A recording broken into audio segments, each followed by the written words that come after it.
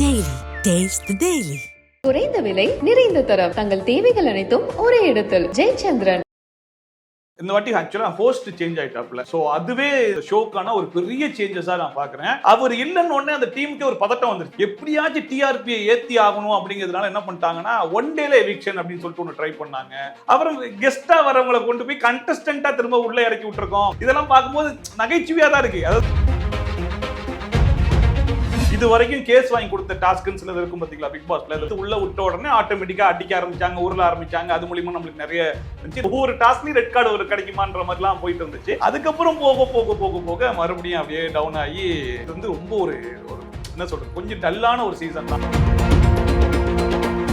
பாக்குற மீம்ஸ், பாக்குற அந்த சப்போர்ட் எல்லாமே ஜென்யூன் அப்படின்னு நினைச்சு பார்த்துட்டு இருந்தாங்க. எப்ப வெளிப்படையா வெளிய வர ஆரம்பிச்சுன்னா உள்ளேயே பேச ஆரம்பிச்சாங்க. எந்த அளவுக்கு அது டர்ட்டி ஆயிடுச்சுன்னா பப்ளிக் ஒருத்தன் கமெண்ட் போடுறான், சௌந்தர்யா அன்னைக்கு மாசா பண்ணாங்க, நீ சௌந்தர்யா பிஆரான்னு போடுறாங்க. இப்ப நம்ம ஒண்ணு சொல்ல முடியல. இப்ப நான் டக்குனு முத்து நல்லா ஆடுறான்னு உங்ககிட்ட கேட்டு வச்சுக்கோங்களேன், எனக்கு கீழே கமெண்ட் வரும், இந்த ஹோஸ்ட் முத்து பிஆர் அப்படின்றாங்க. இவனுங்கெல்லாம் உள்ள வந்திருக்கானுங்க அப்படிங்கிற மாதிரி பார்ப்பாங்க. இந்த வாட்டி யார் இவனுங்களா அப்படின்ற மாதிரி தான் இருந்துச்சு. ஜேடிபி ப்ராடக்ட்ஸ் ஃபுல்லா எடுத்து போட்டாங்களே தவிர்த்து பெருசா அவர் யாருமே இல்ல. ஏன் ஈவன் ஆடியன்ஸ்க்கே போய் கூகுள் பண்ணி தான் கண்டுபிடிக்க வேண்டியதா இருந்துச்சு. ரியாலா ரிவ்யூவர்னு எப்படா இந்த பிள்ளை ரிவ்யூ பண்ணிச்சு, நம்மளா இத்தனை வருஷமா ரிவ்யூ பண்ணிட்டு இருக்கோமே அப்படின்னு பார்த்தா ரீஎன்ட்ரில கூட மேபி யார உள்ள இறக்கினா இம்பாக்ட் இருக்கும்னு யோசிச்சு கூட அவங்க இறக்கிருக்கலாம். தர்ஷிகா உள்ள இறக்கிருக்கலாம். யாரு வந்து உள்ள கேள்வி கேட்கணுமோ அவங்க கேட்டிருக்கலாம். ஏன்னா லாஸ்ட் சீசன்ல வினுசாக்கு நிறைய கான்ட்ரோவர்சி போச்சு. வினுசாவை உள்ள இறக்கி விட்டாங்க, அது நல்லா இருந்துச்சு பாக்குறதுக்கு. சோ அந்த மாதிரி ஒரு விஷயத்த வந்து இவங்க இந்த சீசன்ல ட்ரை பண்ணிருக்கலாம்.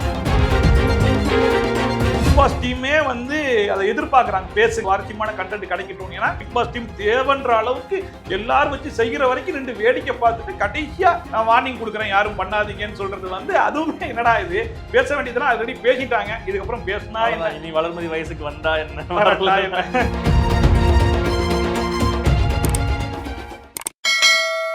ஆரோஸ் நேயர்களுக்கு வணக்கம், நான் உங்கள் அஜித். ஸோ இன்னைக்கு என் கூட விஜய் சஃபி அண்ணா தான் இருந்திருக்காங்க. அண்ணா வணக்கம்ண்ணா. வணக்கம் அஜித், எப்படி இருக்கீங்க? நல்லா இருக்கேன், நீங்க எப்படி இருக்கீங்க? நல்லா இருக்கேன். ரொம்ப நாள் ஆச்சு ஆக்சுவலா லாஸ்ட் பிக் பாஸ்ல பார்த்தது. ஆமா, இந்த பிக் பாஸ் நானும் சரி ஏதாவது ஒண்ணு கிடைச்சிரும் உங்ககிட்ட ஓடியாந்தலான்னு பார்த்தேன். சரி முடிய போற நேரத்துலயாவது வந்து மீட் பண்ணிட்டு போயிடலாம், எப்படியாச்சும் ஒரு இன்டர்வியூ எடுத்துடலாம் இந்த பிக் பாஸ் டீம் பத்தி. நீங்க சொல்லுங்க, இப்போ 92-93 நாள் ஆயிடுச்சு.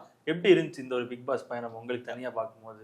எஸ், அதாவது ஸ்டார்டிங்ல ஏதோ டிஃப்ரெண்டா பண்றாங்க அப்படிங்கிற மாதிரி இருந்துச்சு. ஏன்னா இது வரைக்கும் வந்து பாய்ஸ் வர்சஸ் கேர்ள்ஸ்னு ஒரு தீம் கொண்டு வந்தது கிடையாது. அப்படிப்பட்ட ஒரு தீம் கொண்டு வந்தாங்க. அதுக்கப்புறம் அது ஒர்க் அவுட் ஆகலை அப்படிங்கிறது பாதி பார்த்த மக்களுக்கே வெறுத்து போச்சு, என்னடா இது டே அப்படின்ற மாதிரி.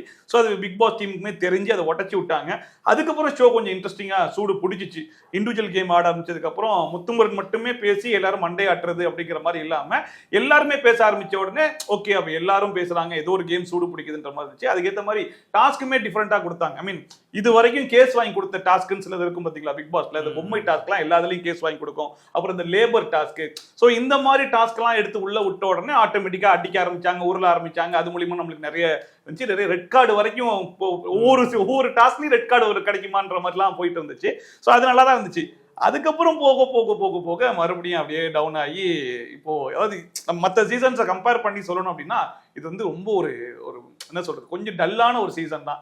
இந்த 90s டேலாம் வந்துட்டு ஒரு மாதிரி பீக் ரேஞ்சில் இருக்கும். செம்ம பீக். லாஸ்ட் சீசன்ல மாயாவா அர்ச்சனாவா பூர்ணிமா அது இதுன்னு சொல்லி சரியான பீக்ல இருந்துச்சு. ஆனா இப்போ அது எதுவுமே கிடையவே கிடையாது. இவங்களும் என்னென்னமோ முயற்சி பண்ண பாக்குறாங்க. ரொம்ப ஒரு மாதிரி சட்டிலா இருக்கு அப்படின்ற எங்க கோட்டை விட்டாங்கன்னு நினைக்கிறேன் இந்த பிக் பாஸ்ல. இந்த வாட்டி ஆக்சுவலா ஹோஸ்ட் சேஞ்ச் ஆயிட்டாப்ல. ஸோ அதுவே இந்த ஷோக்கான ஒரு பெரிய சேஞ்சஸா நான் பாக்குறேன். ஏன்னா கமல் சார் இருக்கிற வரைக்கும் அது ட்ரோல்ல போச்சோ இல்லை எதுவும் அவர் இருந்தாலே அந்த ஒரு ஷோக்கு ஒரு பெரிய வெயிட்டேஜ். அவர் இல்லைன்னு உடனே அந்த டீமுக்கே ஒரு பதட்டம் வந்துருச்சு. எப்படியாச்சும் டிஆர்பியை ஏத்தி ஆகணும் அப்படிங்கிறதுனால என்ன பண்ணிட்டாங்கன்னா ஒன் டேல எவிக்ஷன் அப்படின்னு சொல்லிட்டு ஒன்று ட்ரை பண்ணாங்க. அதுக்கப்புறமா இப்போ பாத்தீங்கன்னா பெட்டியே வைக்கல, இப்போ வரைக்கும் பெட்டி வைக்கல. அப்புறம் கெஸ்டா வரவங்களை கொண்டு போய் கண்டஸ்டன்டா திரும்ப உள்ள இறக்கி விட்டுருக்கோம். இது வந்து ஒயில்ட் கார்டு நாக் அவுட் அப்படின்னு சொல்றாங்க. 2 பேரை ரீப்ளேஸ்மெண்ட் பண்ண போறேன்றாங்க. இதெல்லாம் பார்க்கும்போது நகைச்சுவையா தான் இருக்கு. அதாவது அவங்களுக்கும் சீரியஸ்னஸ் இல்லை, வெளியிருந்து பாக்குற நமக்கும் சீரியஸ்னஸ் இல்லை. இது பிக் பாஸ் டீமே எப்படி யோசிச்சாங்க இதெல்லாம் அப்படிங்கிற மாதிரி தான் இருக்கு. ஏன்னா இவ்வளோ 94 நாள் ஒருத்தன் வேலை பார்த்துருக்கேன். அவனுக்கு வந்து திடீர்னு ஃபர்ஸ்ட் வீக்ல எவிக்டான ரவீந்திரா கொண்டு வந்து ரீப்ளேஸ் பண்ணி 5வது இடத்த கொண்டு போய் உட்கார வைப்பாங்கன்றது என்ன காமெடியா? இதெல்லாம் நம்புறதுக்கு என்ன? அந்த மாதிரி தான் இருக்குது. பிளஸ் வந்து ஒரு ஆள் ஒரு வெயிட்டேஜா இருப்பாங்கல்ல ஒரு சீசன்ல, அந்த மாதிரி வெயிட்டேஜான கண்டஸ்டன்ஸ் யாருமே இல்ல. இந்த சீசனை பொறுத்த வரைக்கும் என்ன பண்ணிட்டாங்கன்னா, விஜய் டிவி ப்ராடக்ட்ஸை ஃபுல்லா எடுத்து போட்டாங்களே தவிர்த்து பெருசா அவர் யாருமே இல்ல. எப்பயுமே வைல்ட் கார்டு என்ட்ரி உள்ள அனுப்புறாங்கன்னா அட்லீஸ்ட் அவங்க பயங்கர வெயிட்டா உள்ள இறங்குவாங்க. உள்ள இருக்கவங்க நிறைய இவனுங்கெல்லாம் உள்ள வந்திருக்கானுங்க அப்படிங்கிற மாதிரி பார்ப்பானுங்க. இந்த வாட்டி யார் இவனுங்களா அப்படின்ற மாதிரி தான் இருந்துச்சு. ஏன் ஈவன் ஆடியன்ஸ்க்கே போய் கூகுள் பண்ணி தான் கண்டுபிடிக்க வேண்டியதா இருந்துச்சு. இந்த பிள்ளை ரிவ்யூவரா, எதுல ரிவ்யூ பண்ணிருக்கு, ரிவ்யூவராகி எங்களுக்கே தெரியல ரியாலா ரிவ்யூவர்னு. எப்படா இந்த பிள்ளை ரிவ்யூ பண்ணிச்சு, நம்மளா இத்தனை வருஷமா ரிவ்யூ பண்ணிட்டு இருக்கோமே அப்படின்னு பார்த்தா இந்த சீசன்ல தான் அந்த பிள்ளை ரிவ்யூ பண்ணிருக்கு. ஒரு 15 எபிசோட் ரிவ்யூ பண்ண உடனே அந்த பிள்ளைக்கு உள்ள போட்டாங்க. அதுக்கப்புறம் ராணுவம் நாங்க புதுசா தான் பார்த்தோம். இந்த மாதிரி ரயன்லாம் கூட சீரியல் பண்ணியிருக்காரு, அந்த சீரியல்ல எங்கேயோ பார்த்திருக்கோம் அப்படின்ற மாதிரி தான் இருந்துச்சு. சிவகுமார் வந்து ஓகே, அதுக்கப்புறம் தான் நம்ம சிவாஜி சாருடைய பேரன் அப்படின்றதெல்லாம் தெரிஞ்சிக்க வேண்டியதா இருந்துச்சு. ஸோ கண்டஸ்டன்ஸ் வைஸாவே இந்த இது கொஞ்சம் லோ ஆயிடுச்சு. பிளஸ் வந்து டாஸ்காவும் சரி, கிரியேட்டிவ் டீமாவும் சரி, இப்போ போயிட்டு கொடுத்துருக்க டாஸ்கை பார்த்தீங்கன்னா இந்த கேரக்டர் ரோல்ஸ்ன்னு சொல்லி கொடுத்துருக்காங்க. ஒயில் கார்டுக்கும் இவங்களுக்கும் ஒரு போட்டின்ற, நான் கூட சரி இந்த ஒயில் கார்டுக்கும் அந்த புதுசா வந்தவங்க அந்த 8 பேருக்கு ஒரு போட்டினா நான் ரொம்ப நல்லா பிரம்மாண்டம் ஏதாவது ஒன்று பண்ணுவாங்க, மாசா பண்ணுவாங்க அப்படின்னு பார்த்தா கேரக்டர் ட்ரெஸ்ஸை போட்டு போய் டான்ஸ் ஆடுங்க ஸ்டேஜ்ல அப்படின்னு சொல்லிட்டு ஆட விடுறதெல்லாம் ரொம்ப வேடிக்கையாகவும் விளையாட்டுத்தனமா இருக்கு. இது ஒரு சீரியஸ்னஸாவே அவங்க எடுத்துக்கலையா, இல்ல ஏதோ ஒண்ணு முடிச்சு விட்டுறலாம் அந்த ஒரு மைண்ட் செட்டுக்கு வந்துட்டாங்களான்னு தெரியல. இப்போ ஒரு டிபேட் மாதிரியான ஒரு இதை வந்து கிரியேட் பண்ணியிருந்திருக்கலாம். அதாவது இந்த 8 பேர் இந்த 8 பேர் எக்ஸ்போஸ் பண்ணுங்க, இந்த 8 பேர் இந்த 8 பேரை வச்சு அடிங்க, ஒரு டீமா ஃபார்ம் ஆகுங்க, ஏதோ ஒன்று பண்ணுங்க, உங்களுக்கு ஏதோ ஒன்று இன்ட்ரெஸ்டிங்கா இருந்தா பரவாயில்ல.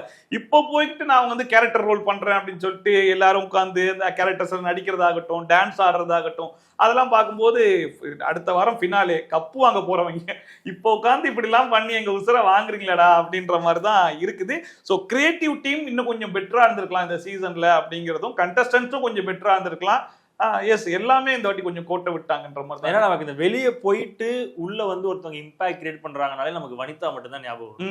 அவங்க பண்ண அந்த ஒரு இம்பாக்ட் யாராலையும் முடியாது. இப்ப இருக்கவங்களாம் ஏதோ பிக் பாஸ் டீமே வாண்டடா சொல்லி கொடுத்த ஒரு விஷயத்த வந்து திருப்பி ரிப்பீட் பண்ணிட்டே இருக்காங்க. நீங்க வந்து சௌந்தர்யா மட்டும் டார்கெட் பண்ணி பேசுங்க, இல்ல இப்போதைக்கு ஜாக்லின் மட்டும் டார்கெட் பண்ணி பேசுங்கன்ற மாதிரி அதையே ஒரு டாஸ்கா எடுத்து ஒரு 4-5 பேர் சேர்த்து வச்சு பண்ணிட்டு இருக்காங்க. இல்ல ஒருவேளை புரிதல் இல்லாத நபர்கள்லாம் பிக் பாஸ்குள்ள கொண்டு வந்துட்டாங்களா, இல்ல என்ன அவங்க என்ன நினைச்சு இவங்க எல்லாம் உள்ள கொண்டு வந்தாங்க. எப்பயும் உள்ள வரும்போது அவங்களுக்கு ஒரு டாஸ்க் இருக்கு, நிறைய கேட்டு விசாரிச்சு உங்களால என்னெல்லாம் பண்ண முடியுன்ற மாதிரி தான் உள்ள கொண்டு வருவாங்க.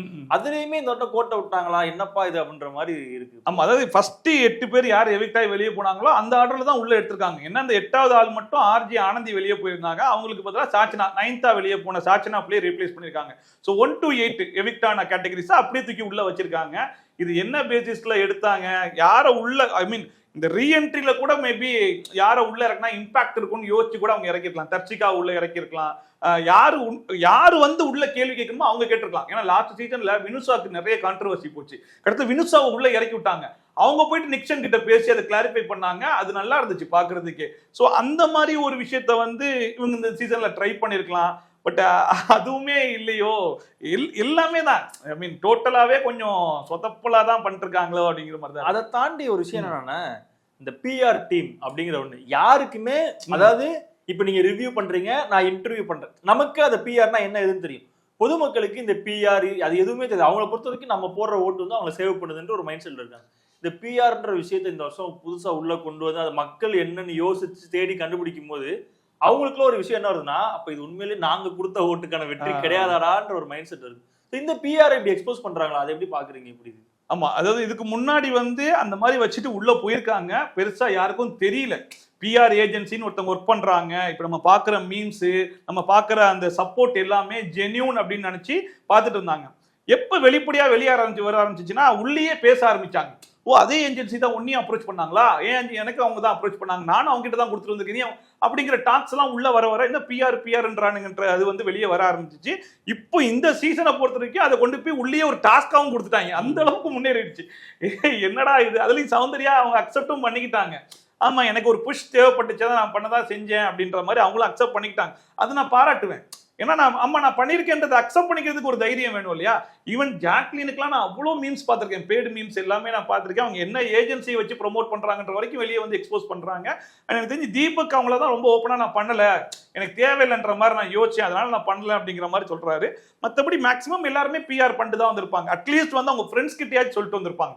மச்சான் ஏதாச்சும் பாத்துக்கோ அப்படின்னு சொல்லிட்டு, இல்ல அவங்க ஃப்ரெண்ட்ஸே வந்து சரி எல்லாரும் பண்றாங்களே நம்மளும் 2-3 ஏஜென்சியை கான்டாக்ட் பண்ணி பார்ப்போம்னு சொல்லிட்டு அவங்க ஹேண்டிலுக்கு வரக்கூடிய கான்டாக்ட்ஸை எடுத்து மேபி அப்ரோச் பண்ணி அந்த பிஆர்ன்றதை வந்து பண்ணிருக்கலாம்.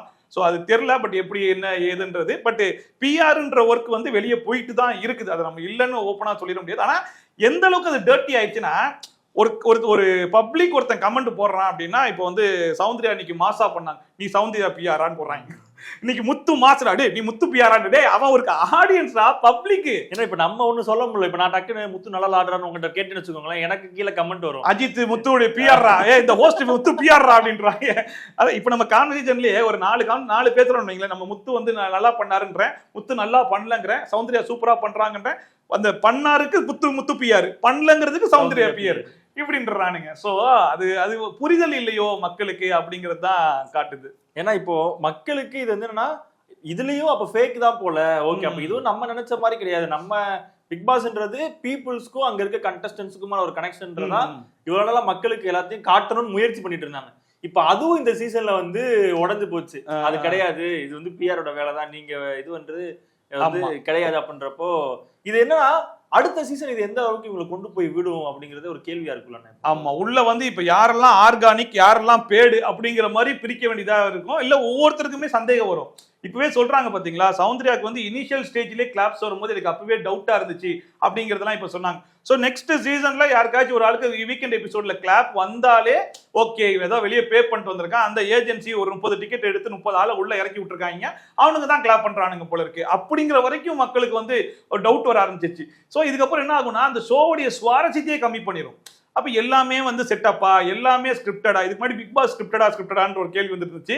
இப்போ உள்ள வரக்கூடிய கிளாப்ஸ் எல்லாம் ஸ்கிரிப்டடா, இப்போ ஹோஸ்ட் பேசுறதெல்லாம் ஸ்கிரிப்டடா. போன வாட்டி விஜய் செய்து அவர் ஃப்ரெண்டை பார்த்து இந்த குசலன் படத்துல ஏதோ ஒரு படத்துல வரக்கூடிய அந்த ஃப்ரெண்ட்ஷிப் ரீக்ரியேட் பண்ணாரு, அது ஸ்கிரிப்டடா.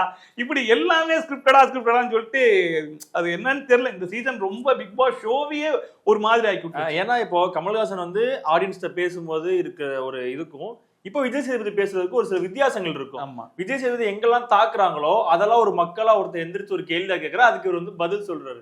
இது நமக்கே பார்க்கும்போது தெரியுது, இந்த கேள்வியை அவங்க கேட்கணும் அவசியமே கிடையாது. ஆனா வாண்டடா ஒரு டீம் எந்திரிக்க வச்சு கேட்க வச்சு அதுக்கு இவர் பதில் சொல்ல வச்சு இவரை நியாயப்படுத்துறதுக்காக அங்க ஒரு சீன் வந்து கிரியேட் பண்றாங்களா அப்படின்னு சொல்லிட்டு. இந்த அளவுக்கு இறங்கிட்டாங்களா பிக் பாஸ் தமிழ்ல இப்போ அப்படின்றதே ஒரு ஆச்சரியமான விஷயமா இருக்கு இப்போ. ஆமா, கமல் சார் வந்து ஒரு ஸ்டாண்டர்ட் செட் பண்ணிருப்பாரு. வெளியே என்ன நடக்குதுன்றது எனக்கு தெரியவே தெரியாதுன்ற மாதிரி தான் அவர் இருப்பாரு. வெளியே என்ன வேணா பேசிக்கோங்கடா, என்ன வேணா பண்ணிக்கோங்க, என்ன வேணா புலம்பிக்கோங்க, அது எதுவுமே ஷோல ரிஃப்ளெக்ட் ஆகாது அப்படின்னு இருக்கும். அது நல்லா இருக்கும் ஆக்சுவலா. அது வந்து அப்படியே சொன்னாலும் அது அப்படியே யாருக்கும் புரியாத மாதிரி ஒரு சர்க்காசம்ல சொல்லிட்டு போயிருவாரு. இதை தாண்டா மென்ஷன் பண்றாருன்னு நினைக்கிறேன் அப்படிங்கிற மாதிரி தான் இருக்கும். அண்ட் வந்து இப்போ ஒரு ஆடியன்ஸ்க்கும் கண்டஸ்டன்ஸ்க்கும் உண்டான இன்ட்ராக்ஷனே இருக்காது. ஏதோ ஒரு இடத்துல ஒரு ஒரு ஒரு டாபிக் எடுத்து வந்து ஒரு 4 பேர் கேள்வி கேட்பாங்க, பதில் சொல்லுங்க அப்படிங்கிற மாதிரி மட்டும்தான் கேட்க வைப்பாங்களே தவிர்த்து அந்த கேள்வியுமே ரொம்ப ப்ராப்பரா கேட்க வைப்பாங்க. பட் இப்போ என்னன்னா, ஆடியன்ஸ்ட பேசுறதையும் உள்ள கேட்கறாங்க, ஆடியன்ஸ் என்ன நினைக்கிறாங்கன்றதும் அவங்க உள்ள இருக்கவங்களுக்கு தெரியுது. என்னடா ஆடியன்ஸ் இப்படிலாம் சொல்றாங்கன்னு சொல்லி உள்ள இருக்கவங்களே பேசிக்கிறாங்க. அந்த ஸ்டேஜ்ல வச்சு அர்ணவ திட்டுறதாகட்டும், தர்ஷா குப்தாவை திட்டுறதாகட்டும், அதெல்லாம் வந்து உள்ள இருக்கிற கண்டஸ்டன்ஸ் பாக்குறாங்க. அப்படிங்கும் போது இதெல்லாம் என்னடா இது, எல்லாமே இவ்வளவு டிரான்ஸ்பரண்டா இருந்தா அப்புறம் உள்ள இருக்கிற கண்டஸ்டன்ஸ்க்கு அப்ப என்னதான் இது? இந்த சீசன்ல இன்னும் இறங்கி எல்லாம் உள்ள போன கண்டஸ்டன்ஸ் எல்லாம் வெளியே நடக்குதுன்றது அப்படியே ஓப்பனாவும் சொல்லிட்டாங்க. யார் யாருக்கு ஓட்டு வருதுன்றாரு ரவீந்திர, யாரு ஜெயிப்பான்றாங்க, நீ பொட்டி எடுத்துட்டு போயிடணும், டாப் பைல கூட வரமாட்டேன்றாரு. சோ இந்த அளவுக்கு எல்லாத்தையும் ஓப்பனா பேசுறீங்களே, என்னடா இது அப்படின்ற மாதிரி அதான் கேட்க வந்து என்னன்னா, 8 பேரை உள்ள அனுப்புறாங்கன்னா அவங்களுக்கான ஒரு இதையாவது அவங்க வந்து சொல்லி அனுப்பியிருக்கணும், இது பண்ணுங்கன்னு சொல்லி. அவங்க போய் ஜாலியா உள்ள போயிட்டு உனக்கு இப்படி இருக்கு, உன்னோடது இப்படி இருக்கு, நீ இப்படி ப்ரொஜெக்ட் ஆகுற, சாச்சனா போயிட்டு ஜாக் மூன் சொல்லி ஒண்ணு போடுறாங்க, இது வந்து ரொம்ப இதா இருக்கு, தப்பா இருக்கு. இந்த மாதிரி விஷயத்தெல்லாம் எப்படி என்கரேஜ் பண்ணாங்க ஃபர்ஸ்ட் அவங்க? ஏன்னா 24/7 போடணும், அது லைவும் கிடையாது ஃபர்ஸ்ட், அது வந்து டெஃபர்ட் லைவ் தான். அதுலயாவது வேற விஷயங்கள் மாத்தி இருந்திருக்கலாம். இல்ல இது எல்லாத்தையும் இப்படி ஓப்பன் அப்பா காட்டுறது அப்படிங்கிறது மக்களுக்கே ஒரு ஏமாற்றத்தை கொடுக்குற மாதிரி அந்த இடத்துல ஆயிராதா இப்போ? ஆமா, இவங்களே டெலிகாஸ்டும் பண்ணிடுறாங்க, அப்புறமா இவங்களே கூப்பிட்டு வானும் பண்ணிக்கிறாங்க. அந்த வார்னிங்கும் எவ்வளவு டக்குன்னு இருக்கும் பாத்தியா, அப்படிதானடா அவங்க டக்கு அப்படிங்கிற மாதிரி எல்லாம் சொல்லி முடிச்சு குட் நைட் பிக் பாஸ்ன்னு சொல்லும் போது இங்க பாருங்க ஸ்ட்ரிக்ட் வார்னிங் கொடுக்குறேன், எல்லாரும் பேசக்கூடாது, அதான் எல்லாத்தையும் சொல்லிட்டாங்க இல்லையா, இதுக்கப்புறம் என்னையா இருக்குன்ற மாதிரி அதை தான் திருப்பி எடுத்து பேசும்போது மறுபடியும் வார்னிங் கொடுக்குற மாதிரி இருந்துச்சு.